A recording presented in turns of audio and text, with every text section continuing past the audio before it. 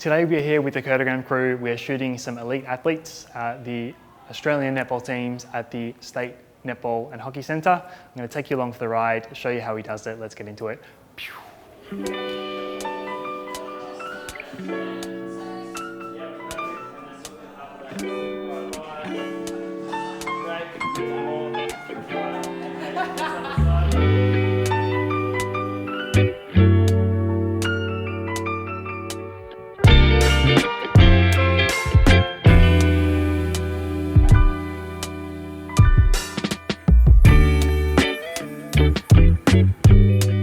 This is just 2019, like 16-inch Mac. We're running Capture One 22, which is the latest one. I got a subscription, so I can just keep updating it. We're just running the Sony A7RIV, and then I use this 24-1 f5, which is only an f4 lens, but it is so much faster at focusing than the G Master, the 2.8.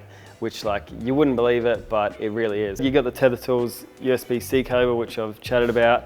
I do rate it, I never did, but yeah, it's they're really good. So this is a key light. This is a pretty much standard setup. So I'd use a 150. I would love like a big parabolic, like a 190 or even larger, that a lot of people use in fashion, just to have a bigger light source for that kind of softer light, and it wraps around a bit better. But so to combat that, we've just run a little kicker here as well. So we've got the 8600 Pros, like I think we've got 10 in total, but for this setup, we're only using 4 of them. So we'll have the main stand, which will be there on the kind of 45 for this kind of stuff, because we want a little bit of shadow on one side. 2 strip lights as well, same thing, 8600s. And then Alex has been shooting video.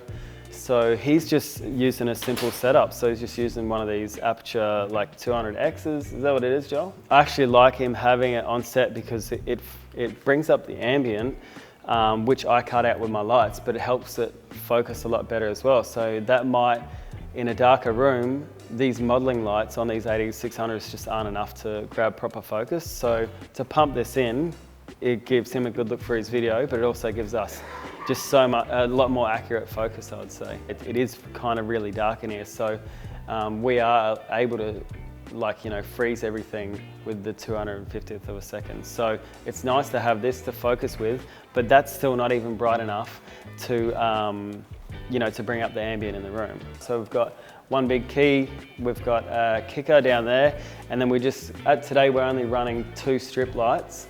Whereas usually we would actually run a hair light as well, just to have a bit more definition and separation for when stuff is needed to be etched. But these are pretty much just on the 45, so then when they're standing in position, the player's standing here, they're getting nice definition. Especially all these athletes are very very fit and muscular, so it really helps to define them. And typically these will be one stop higher than my key. It was honestly so cool to watch the guys work. They're a really slick little unit. Kurt was the lead in this case, and the purpose of this day was basically to shoot every player of every team so that during a game or a broadcast they can pop up a little portrait with player stats, or face off 2 players head to head, or use some of the action shots for little promos. Alex was there doing a similar thing, but basically just making short little video promos to use for the broadcast as well. And Joel was there. He was just sort of the everywhere man. I suppose you'd call him like producer, assistant. He was just in charge of basically just running the sets, making sure the vibes were high. Photography assistant when he had to be. He was throwing the ball. He had the tunes going, a bit of everything. The actual shoot itself was pretty repetitive, but basically Kurt had a routine that he would run through, and he knew it so well. He'd obviously done it a million times over, but every player had 5 or so minutes to get as many different looks as possible. Left, right, front on, jumping, passing, shooting, palming the ball. It was all incredibly efficient. After seeing it all happen for the first couple of teams, I wrote down a list of questions from the perspective of someone who has been involved in similar shoots before, perhaps conducted in a slightly different way, but here is basically just a bunch of questions that I was curious about and stuff that I noticed during the day that I thought could be interesting to someone else watching too. The reason why I'm not on a tripod is because all these shots will be etched, right? So I don't typically need just the standard like frame, I guess. So it's like everything will be etched around, so I'm not worried about the framing as in to be exactly the same every time. Yeah. So it's like if I'm from the center, I know exactly where my frame needs to start and stop, and then I know exactly where I'm standing and kind of the focal length that I need. So, and then after that, after I get those initial shots, then I think more freestyle. Maybe it's because ASOS was such a big thing and their style was more freestyled. So I think a lot more clients, for me, wanted that style, so then I just adapted it into what I needed. Whereas like when I first started, all the fashion stuff was, man, just tripod all the time, and you'd never take it off. So I think maybe that's where it's come from.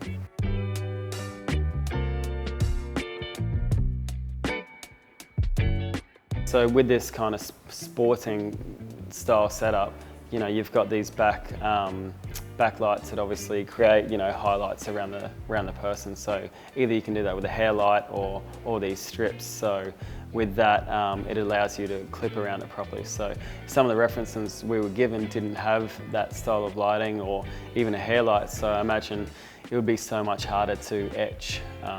But again, on this project, we don't have to etch. So it's like, not that it's not my problem, but it's like, I want to do the best I can for the next person who's going to etch it or use it for the graphics to actually be able to, you know, etch it cleaner. So the request is RAWs, but I just never like to hand it over. It's like I'm already, you know, technically putting a light grade on it in Capture One, and also, you know, a correct white balance, you know, and just giving, you know, it's only 10% extra of my time, but to hand over a better product, you know, I'll hand over 100% resolution JPEGs, which is 60 megabytes, or if they, each. So it's like I'll hand over a hard drive, and then they can do whatever they want with it. But actually for Fox with the NRL, I'll deliver it at that 60, and then also they wanted a super high resolution where I'd deliver the TIFF.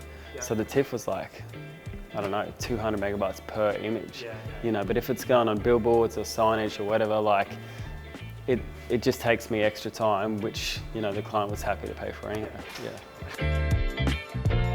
On the Sony camera, it has probably 20 different focus modes that you can choose from. And if I'm lucky with the A7R4 and then also the A9 II, which is my two main cameras, their focus system is just ridiculous.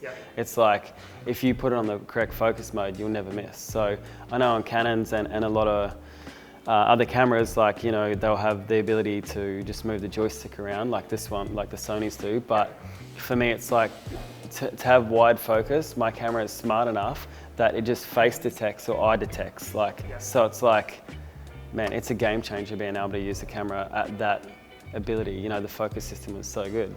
So, and shooting about F8, I think it was? Yeah, F8 today. So usually F8 or F9, just depending, which is like the sharpest, you know, technically the sharpest image for your camera anyway. So if I was trying to go F22 or more, I would have to pump in so much more light or raise my ISO, which I don't really want to do, you know. So what I would do is, if they were all just plugged into the wall, I probably would shoot at ISO 200 or 100, which gives you, you know, proper dynamic range. But because I am shooting a lot, you know, we took 4,600 images yesterday, I need my lights to be at less power, so then they last longer, even though we have the batteries. Like, it's just, you're thinking about recycle time, the output, which on batteries is going to be a lot less than if it was plugged into the wall. So I compensate by having my ISO up, you know, about 640 is good, and then, you know, you could probably pump it up a bit more, but you don't really want to. I find like it's a mid-range, you can still shoot at F8 and have that power last, you know, a lot longer. I feel like I'm not as interactive with the player that I'm shooting if I'm literally covered my eye behind the lens. It's like they can see the expression on your face. Obviously at the moment with COVID, your masks kind of cover your face, and I feel like that is a disadvantage because you can't connect with them just on a human level. So I want it out of my face, and then also, it was just having bad posture as well all day. If you're trying to get these, especially with how free we are with the camera, it's like you get a sore back, and so I'm trying to look out for that as well. So it's like I'm trying to stay as straight as I can, so my posture's good and I can shoot for the rest of my life. But as far as looking at the back, also, if a stray ball comes and I'm behind the lens, it's just going to hit me and then just punch me in the face. So at least now I can get out the road as quick as I can and not have to worry about that. It was really cool to hang out with the guys for the day and help out where I could. They really are a well-oiled machine. In fact, the whole operation was really slick. There must have been like 7 or 8 different sets running throughout the day, all getting different types of content to be used for the upcoming season and the Fox Sports broadcast. I learned a lot and I hope you did too. I have one request. If you enjoyed it, please leave a like on this video and comment if you have any questions for Kurt or myself. Thank you so much for watching, and I'll see you next time. Bye.